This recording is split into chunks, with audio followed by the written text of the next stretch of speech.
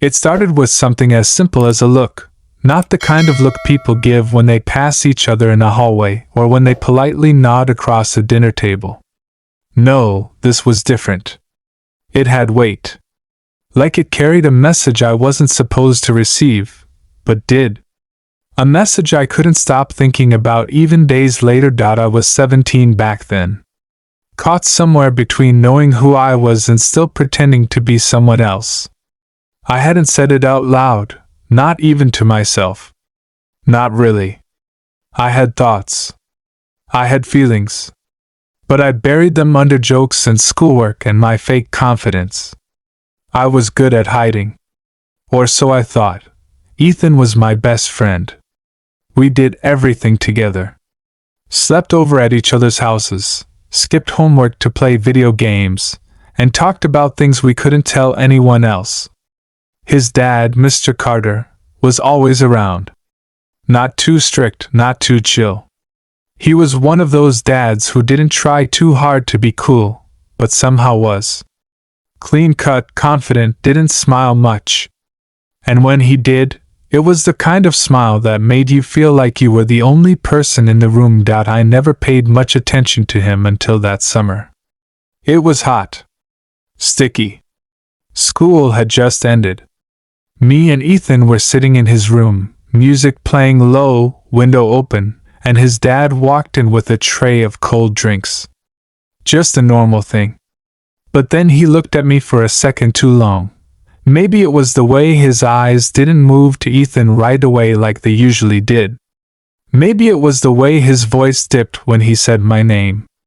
Or maybe it was how I felt it, that electric flutter in my chest that made me look away and hope no one noticed how red my face got. Whatever it was, it stuck with me. Like a fingerprint on glass. I kept trying to wipe it off, but it wouldn't fade. That night I couldn't sleep. My mind kept replaying that moment. His voice. His stare. The slight curve of his lips when I laughed at something dumb Ethan said. I hated that I remembered it so clearly. I hated that it made me feel wanted. Because I wasn't supposed to feel that way. Not about him. Not about anyone. Not yet. Not ever maybe, but I did, and the worst part? It didn't stop there. It got stronger. Every time I went over to their place, I found myself watching him. Listening more closely to what he said. Trying to figure out if he remembered my name just a little too well. If his compliments were just friendly or something more. Something meant. Something deliberate. He wasn't creepy. He didn't flirt. He didn't touch. But there was something in the way he existed that made me feel noticed. And that was dangerous. Because I hadn't felt noticed before. Not like that. Looking back, I want to say I misunderstood everything. That it was all in my head.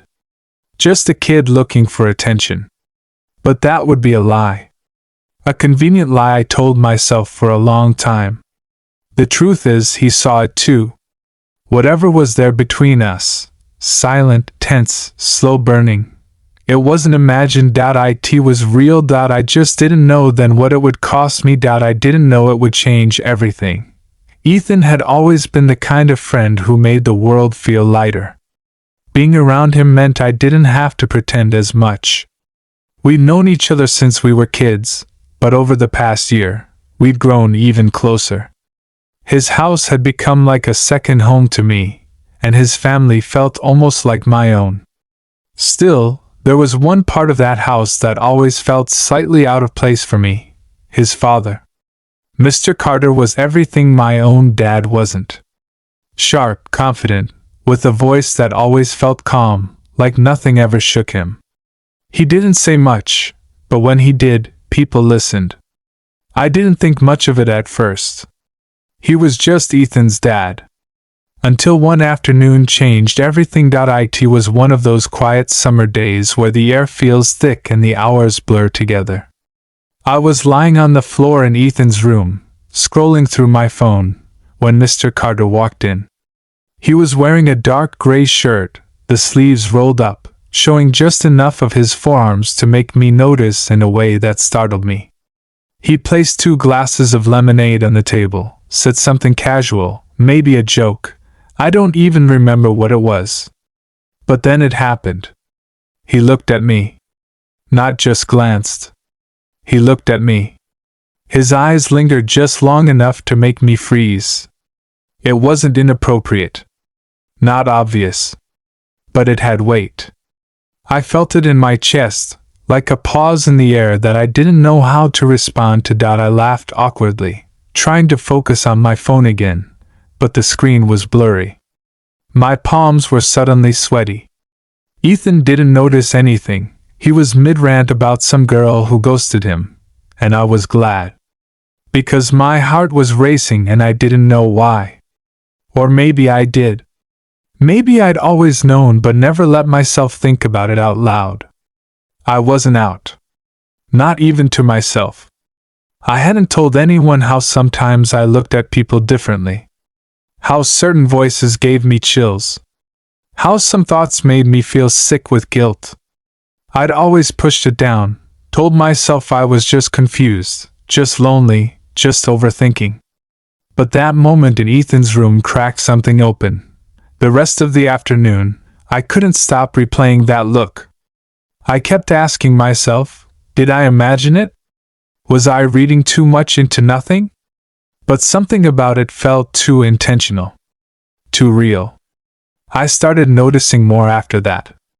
How Mr. Carter always greeted me with a slightly longer smile than necessary. How his voice softened a little when he said my name. How sometimes he seemed to look for a reason to talk to me, even if Ethan wasn't around. None of it was dramatic or obvious, but it was there. And worse, I wasn't repelled by it. I was drawn in. At night, lying in bed, I hated myself for thinking about him. About his voice, his hands, his eyes. I felt ashamed and scared. Not just because he was my best friend's father, but because something in me wanted more. Not to act on it. Not to do anything. Just to be close. To be seen. To be understood in a way I hadn't been before. He made me feel noticed. And that was addictive. The next time I went over to Ethan's place, I tried to act normal. I told myself I'd stop thinking about it, that I was being ridiculous. But when Mr. Carter opened the door and smiled at me like he was happy to see me, not just polite, but really glad, I felt my stomach twist. That warmth came rushing back, and I hated how easy it was to fall into it. He asked how I'd been, and I mumbled something dumb. My voice cracked, and I felt like a kid. But he just nodded calm as ever, and told me he was glad I came. Later that night, after I left, I couldn't sleep again. I kept seeing his face. His expression when he looked at me. The way it made me feel like I mattered, even if just for a second. I knew it was wrong. I knew I shouldn't want that kind of attention, especially from him. But part of me clung to it like a secret. Like something I wasn't ready to let go of yet. Because for the first time in a long time, I didn't feel invisible. And I didn't want to go back to that. Not yet. Maybe not ever. It was a Thursday evening when Ethan texted me about movie night. Just a simple plan. Come over, hang out, order pizza, and maybe rewatch one of those dumb action flicks we both pretended not to love. I didn't think much of it, just said, "Yeah, I'm down," and threw on a hoodie before heading out. It was warm outside, that kind of sticky heat where the air feels heavy and even the streetlights seem tired. I walked the usual path to Ethan's apartment, headphones in, heart steady, mind quiet. But something in me felt restless. Maybe it was that feeling again. That strange excitement that bubbled up whenever I knew I'd be near his dad. I hated that it existed, but it did. And it was louder than usual tonight. When I got to their place, I knocked twice like always. But this time, it wasn't Ethan who opened the door. It was Mr. Carter.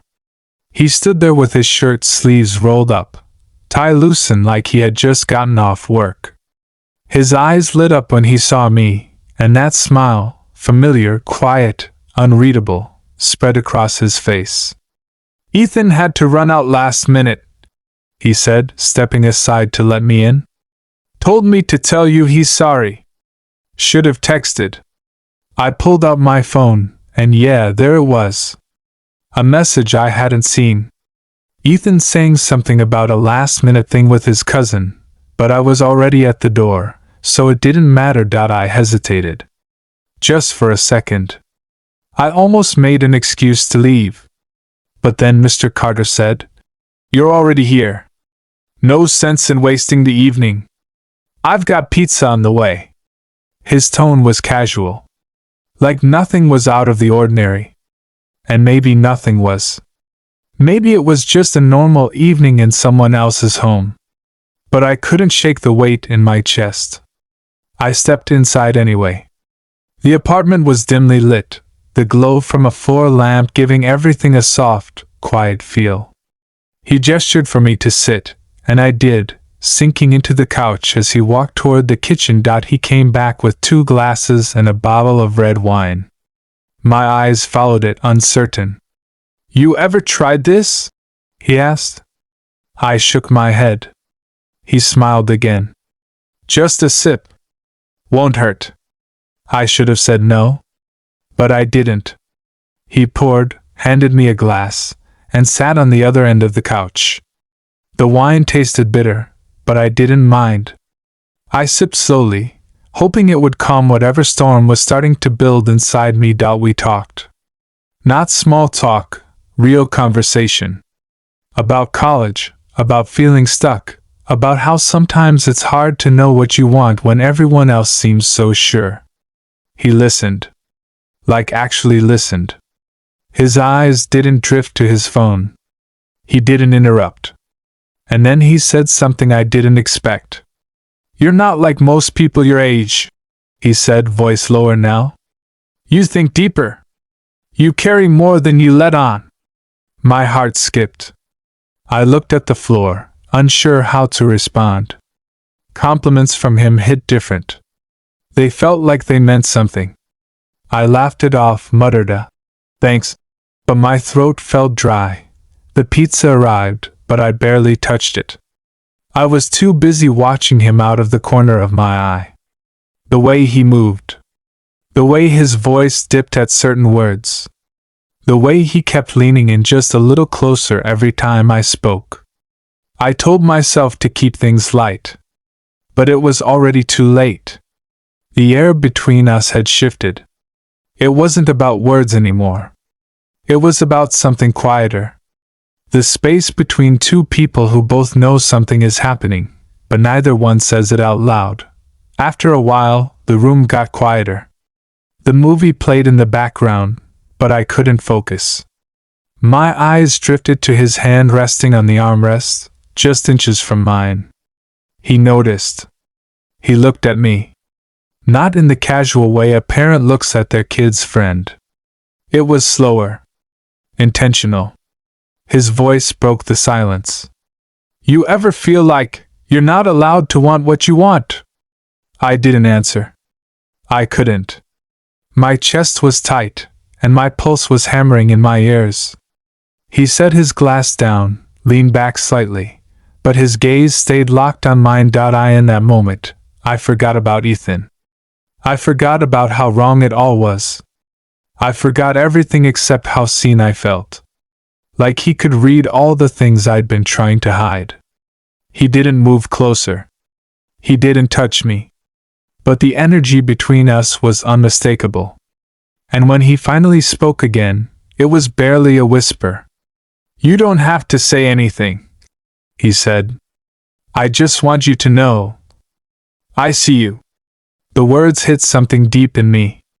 Something raw. I didn't know how to respond. So I said nothing. Just nodded slightly.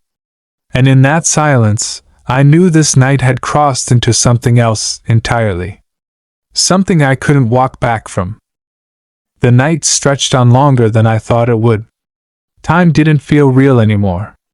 The wine, the low lights, the silence between us, it all blurred together. Ethan still hadn't come back, and I stopped checking my phone. The apartment felt too quiet now. Not awkward quiet, but charged. Like every sound had meaning. Every glance held something unsaid. I was still on the couch, the movie long forgotten, just watching the screen flicker while trying not to look at Mr. Carter again. But I couldn't help it. I felt his presence like heat, even though he hadn't moved closer. Not yet. He leaned forward to pour himself another glass, then paused and looked over at me. Still good? He asked, nodding at my glass. I just nodded. My throat was too tight to speak. He didn't pour more for me, just sipped his own and let the moment hang there. Then he said, almost offhandedly, "You remind me of myself, before I gave it all up." I turned to him slowly, eyebrows furrowed. "Gave what up?" He shrugged, eyes on the glass in his hand. "The part of me that didn't care what people thought. The part that wanted what it wanted, without shame." I didn't know how to respond to that. It felt too personal, too real, too close to everything I'd been feeling and trying to deny. My hands trembled slightly. I put the glass down, afraid I'd drop it. He noticed. "Hey," he said gently. "You okay?" I nodded again, but I knew he could see right through it. My face always gave me away. He reached over, slowly, carefully, and placed his hand on my shoulder. It was warm. Steady. My whole body tensed, but I didn't pull away. I didn't even move. I just sat there, frozen, unsure if I should run or lean in. "I'm not trying to confuse you," he said, his voice barely above a whisper. I know what it feels like. To carry something around that you're too scared to say out loud." That hit me like a punch to the chest. Because he was right. I hadn't said it. Not to anyone. Not even to myself. I just buried it under jokes and lies and long nights of pretending. I stared at the floor, heart pounding, and whispered, "It's not that simple." He didn't argue. He just sat there, hands still on my shoulder, quiet. Present, the silence stretched. It wasn't uncomfortable.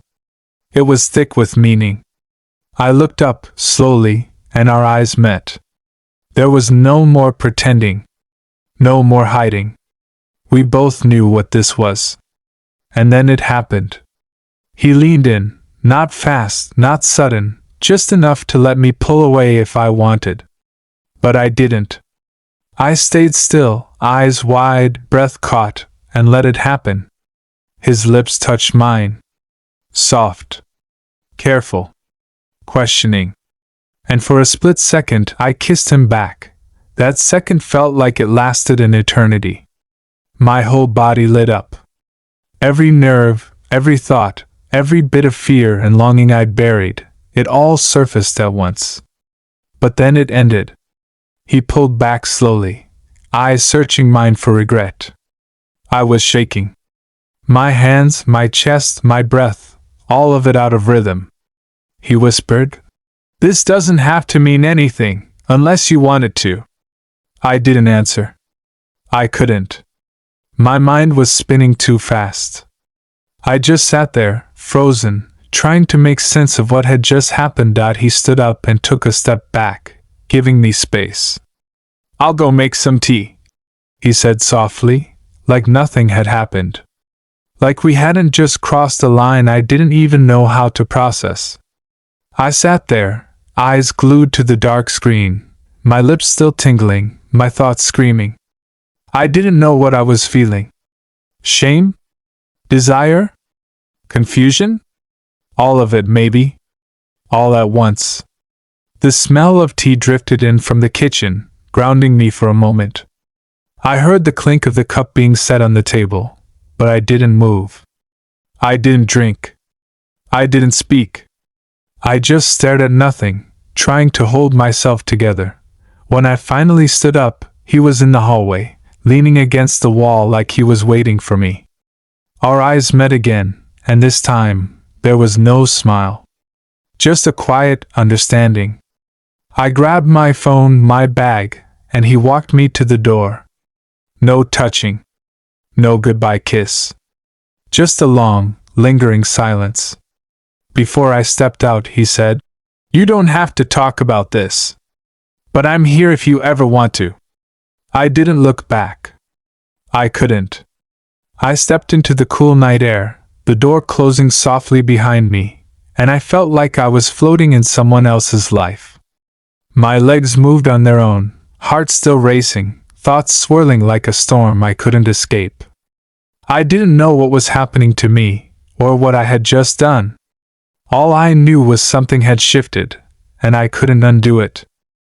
The sunlight the next morning felt too bright, too harsh. I woke up in my own bed, but for a moment I didn't know where I was.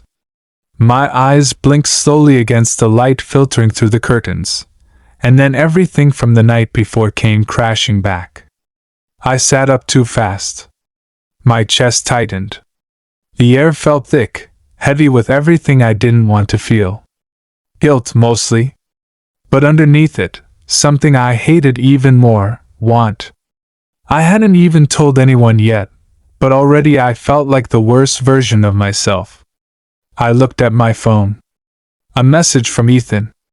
Just a casual, "Yo, sorry again for ditching you last night." He had no idea.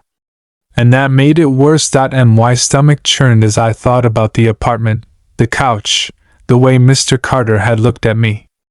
The way I didn't stop him. The way I kissed him back. My mouth still remembered the warmth of his lips, and that scared me. I rubbed my hands over my face, trying to push the thoughts out, trying to rewind time. But you can't undo a moment once you've lived it. I got dressed without thinking, my body moving on autopilot. Downstairs, I poured myself a bowl of cereal I didn't touch. I couldn't eat. I just sat at the table, heart pounding every time I remembered his voice. Asterisk, you don't have to talk about this. But I'm here if you ever want to. Asterisk, I didn't want to want anything. Especially not that. I kept thinking, what the hell is wrong with me? Over and over. I knew how it looked. I knew how it sounded. My best friend's dad. Someone I should have never seen that way. But I couldn't stop seeing it. I couldn't erase the feeling of being wanted, seen, like someone finally understood the part of me I'd been hiding for so long. And that made everything messy. Because even if I hated myself for what happened, some part of me didn't regret it. And that made me feel sick. The next few days, I avoided Ethan. I answered his texts with short replies. I made excuses when he wanted to hang out. Busy, not feeling great, lots of homework. He didn't push. He never did. That's what made him easy to be around. But every time I saw his name light up on my screen, the guilt twisted tighter. Every time I remembered his laugh, or how he trusted me, I wanted to throw up. And the worst part? Mr. Carter texted too. Not often. Just enough. Short, polite messages. Hope you're okay. I didn't mean to confuse you. You can talk to me if you want. I read them all, but I never replied. I didn't delete them either. Each message felt like a brick in my chest. Heavy. But familiar. I couldn't tell anyone. Not a single soul. Who would even believe me? Or worse, what if they did? I pictured their faces, their judgment, their disgust. I imagined the way Ethan would look at me if he ever found out. And I hated myself more with every passing hour. One night, I typed out a message to Mr. Carter. Just 5 words. Asterisk, we can't talk anymore. Please. Asterisk, I stared at it for a long time. My thumb hovered over the send button. But I couldn't press it. Instead, I just locked my phone and tossed it aside. the silence between us became its own kind of noise. It filled my head. Every night, I lay awake replaying that moment over and over. Not just the kiss. Everything. His voice. His touch. The way he said my name. The way I didn't run. I kept asking myself why. Why didn't I leave? Why did I let it happen? But deep down I knew. Because part of me wanted to be wanted. To be seen. Even if it was wrong. Even if it meant hurting the one person who had always been there for me. I tried to bury the feelings. I tried to act normal. But nothing felt the same. Even walking past Ethan's locker at school made my stomach twist. I couldn't look him in the eye. I couldn't be in the same room with him without feeling like I was hiding a loaded gun in my back pocket. And yet I couldn't let go of the memory either. It clung to me like smoke. Every word Mr. Carter had said echoed in my mind, soft and slow. I see you. No one had ever said that to me before. No one had ever meant it. And no matter how wrong it was, I couldn't forget it. I couldn't forget him. And I didn't know how much longer I could carry it alone. The days started blending together like a loop I couldn't escape. I told myself I was fine. I wasn't. Every morning felt like waking up with a weight on my chest, a reminder that something inside me had shifted and wouldn't go back. I avoided Ethan like it was the only way to breathe. I stopped replying to most of his messages. When I did, I gave vague answers, cold and distant. He noticed. Of course he did. "Are you mad at me?" he asked once. I stared at the text for 5 minutes before typing back. "No. Just tired." It was the closest I could get to the truth without unraveling everything. Because what could I even say? "Hey, sorry I kissed your dad the other night." My hands shook just thinking about IT.AT school. I timed my routes to avoid him. I took the longer hallway to class, ducked out early from lunch, and made up excuses to skip our usual hangouts. I hated myself for it, but I couldn't face him. Not with everything I was hiding. Not when every time I saw him, my brain screamed, * he doesn't know. He trusts you. And you ruined that. * but it wasn't just Ethan I was avoiding. It was everything. Myself. The memories. The way my skin still remembered that night like it was branded into me. Every sound, every word, every breath between us. It haunted me. Mr. Carter hadn't messaged in a few days. At first, I felt relieved. Then confused. Then something darker. Emptiness, maybe? Or fear. Because as messed up as it was, part of me had started waiting for his name to pop up on my phone again. Just a simple, "How are you?" or "Thinking of you." I missed it. Not the situation. Not the guilt. But the feeling that someone knew me, really knew me, and still wanted to talk to me. That small, forbidden part of me that had felt seen. And that only made everything harder. I kept trying to push him out of my head. I scrolled through social media for hours, watched pointless videos, did anything I could to drown out the silence. But nothing worked. At night, I'd stare at the ceiling, wide awake, asking myself the same question over and over. Why didn't I stop it? And I never had an answer that made me feel better. I wanted to believe I was just caught off guard, that I didn't know what I was doing. But the truth was, I hadn't pulled away. I'd let it happen. And part of me had wanted it. One night, I was lying in bed when my phone buzzed. My heart jumped. I grabbed it without thinking. But it wasn't him. Just some spam message. I felt a strange mix of relief and disappointment. I hated that I missed him. I hated that I cared. But the truth was, even with all the guilt, all the fear, I didn't feel regret in the way I thought I should. I felt shame, yes. But regret? I couldn't find it.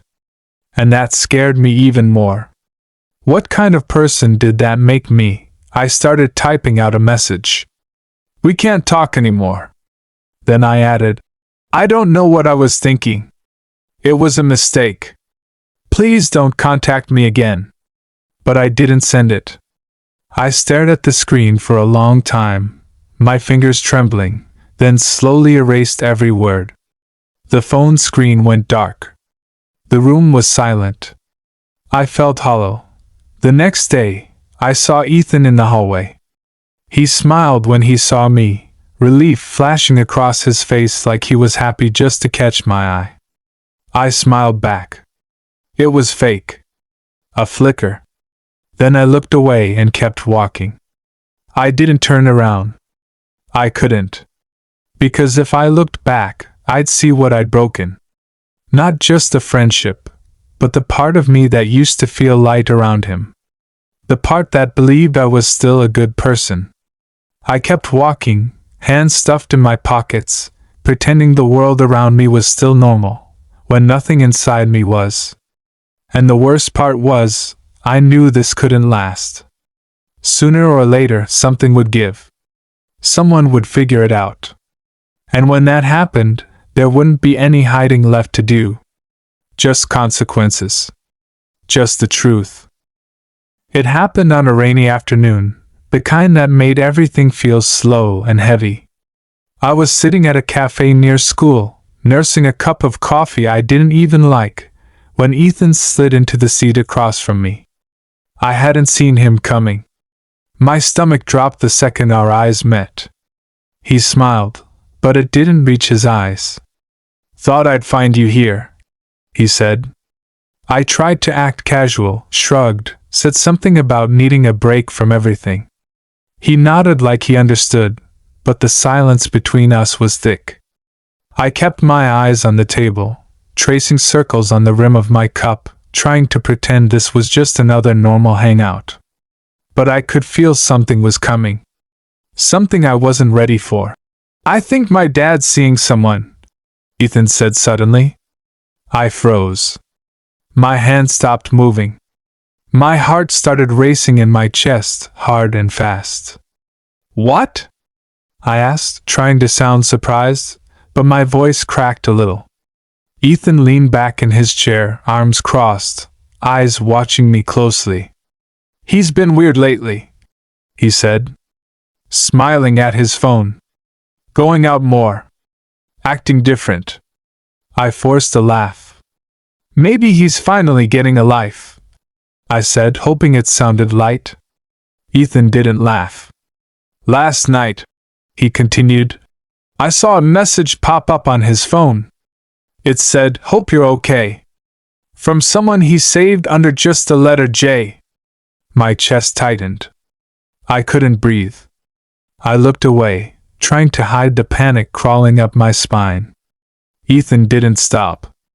I asked him about it, he said. He brushed it off. Said it was a friend. But it didn't feel right. I could feel his gaze burning through me. I wanted to disappear. You wouldn't know anything about that, would you? He asked, voice suddenly quieter. My head snapped up. What? I said again, too fast. Too defensive. He didn't blink. Would you? I stared at him, eyes wide, heart pounding so loud I could barely hear his words. I wanted to lie. I wanted to say no. But I couldn't form the words. He leaned forward, his voice flat. Was it you? That question hung in the air like a blade. I didn't answer. I couldn't. I looked down at my hands, at the trembling in my fingers. I could feel everything cracking open. Ethan's chair scraped back as he stood up.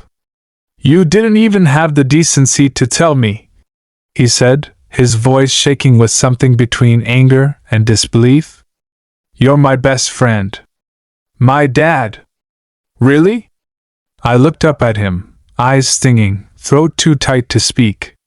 He stared at me for a long moment.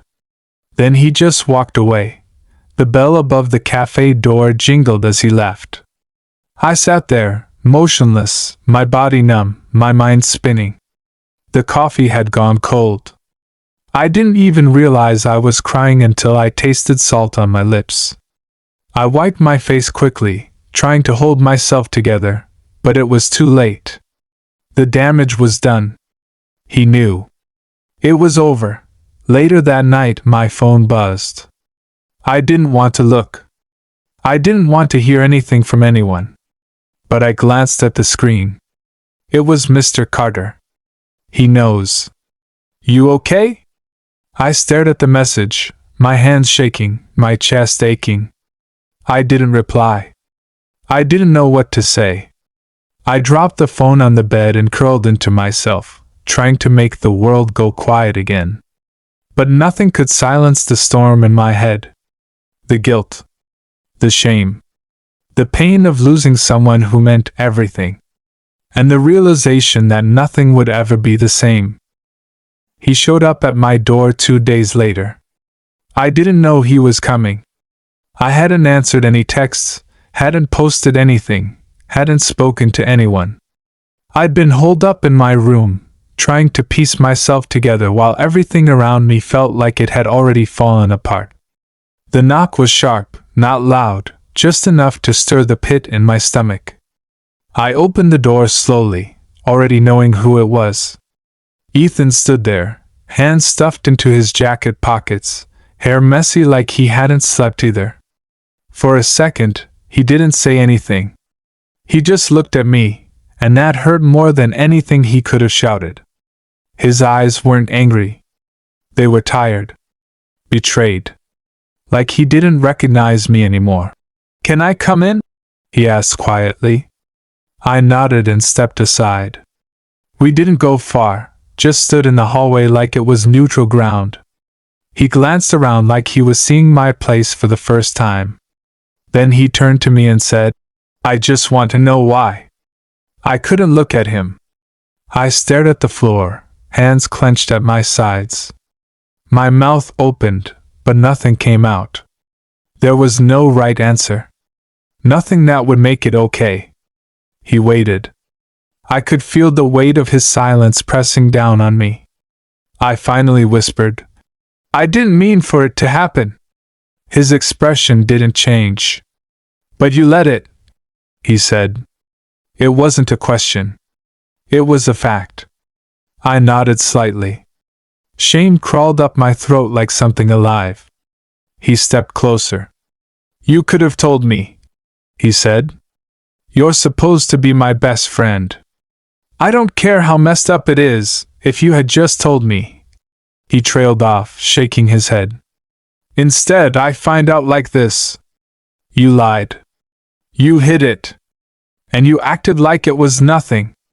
I finally looked at him, eyes wet, voice breaking. "It wasn't nothing. I didn't know what I was doing. I was confused. I felt." I stopped myself before the word "wanted" slipped out. He wouldn't understand that. Not now. He exhaled, frustrated, but not yelling. "You know what hurts the most?" he asked. "It's not even just what you did with him. It's that you didn't trust me. You didn't think I'd see past it, or at least try. You didn't even give me a chance." That hit harder than anything else. I wanted to say I was scared. I wanted to tell him how broken I felt, how lost, how alone. But none of that would fix this. None of it would bring us back to before. I stayed quiet, and in that silence, I watched him slowly step away from me. "I don't hate you," he said. "I just don't know if I can ever look at you the same again." He walked to the door, paused, then turned his head slightly. "Was it worth it?" he asked. "Losing me?" I didn't answer. I didn't know. The door opened, then closed, and I stood there, stuck in the echo of his words. I didn't cry right away. I just sank down to the floor, pulling my knees to my chest, numb. For the next few days, everything felt quiet. Like the world had muted itself. Mr. Carter didn't text. I didn't text him either. There was nothing left to say. I avoided school when I could. Walked slower through hallways. Didn't look anyone in the eye. No one asked questions. But I could feel the tension, like everyone knew something was off even if they didn't know what. Then one afternoon, I opened my locker and found something tucked into the corner. A small, folded piece of paper. No name on the outside. I opened it with shaky fingers. Just 2 words, written in his handwriting. I'm sorry. I stared at the note for a long time. My chest ached. I didn't know if it was meant to make things better or worse. It didn't matter. The damage had already been done. I tucked the note into my pocket and walked away, leaving everything unsaid behind me. I didn't plan to see him again, but some part of me knew I had to. Not for answers. Not even for closure. Just for myself. I needed to put an end to something that had been quietly bleeding inside me for weeks. One Saturday afternoon, I stood outside their apartment building for a long time before I finally buzzed the door. My hands were cold, even though it was warm out. When he answered, his voice was cautious. Yeah? I cleared my throat and said, It's me. There was a pause, and then the door clicked open. I climbed the stairs slowly, every step heavier than the last. When he opened the door, Mr. Carter looked different. Older somehow. Like everything had caught up to him. He didn't smile. Just stepped aside and let me in. The apartment looked the same, but the air was different. Quieter. He motioned to the couch, but I stayed standing. He didn't press it. We both stood there. Not speaking, just staring at the space between us. Finally I said, I didn't come here for anything. I just needed to end this properly. He nodded like he expected that. I know, he said. His voice was softer than I remembered, not warm, tired. I messed up, he added. I took advantage of something fragile. I shouldn't have let it happen. I looked down at the floor. The words felt true, but hearing them made something inside me crack again. I took a slow breath. You didn't force anything. But you knew better. And I didn't. He swallowed hard, like he was holding back words. I thought I saw someone who needed to be seen, he said. Someone who was drowning quietly. And I thought I was helping. That hit me more than I wanted it to. Because there was a part of me that had felt that too. I had been drowning. And for a moment, he made me feel like I wasn't invisible. But it had come at a cost. One I wasn't ready to pay. I just wanted to feel something real, I said. Something that didn't come with shame. My voice cracked on the last word, and I hated how vulnerable I sounded. He stepped forward slightly, then stopped himself. You deserve better than what I gave you, he said. I'm sorry. We stood in silence for a moment longer. There was nothing else to say. No forgiveness to be exchanged. Just the heavy truth that we both had to carry. I turned toward the door.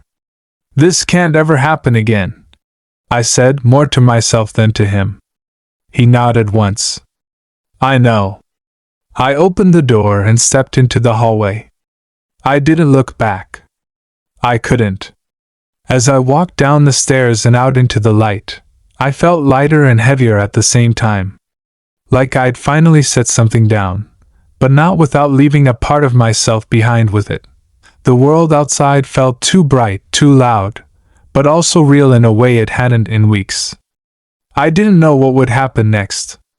I didn't know if Ethan would ever forgive me, or if I would ever forgive myself. But I knew one thing, I was done running from what I felt. From who I was. Some stories don't have heroes. Some don't even have villains. Just people. People who got lost. People who made mistakes. people who needed to feel seen.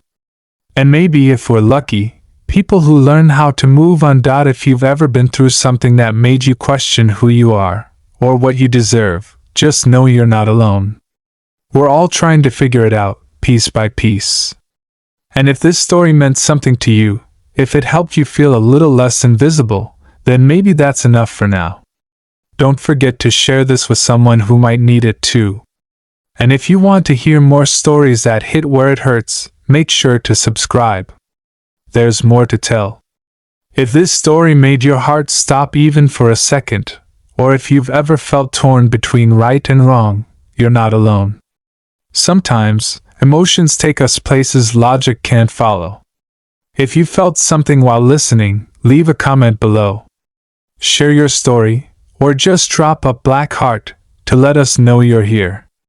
Don't forget to hit that like button, subscribe for more emotional real-life stories, and turn on notifications so you never miss the next one. Someone out there needs to hear this. Maybe that someone is you.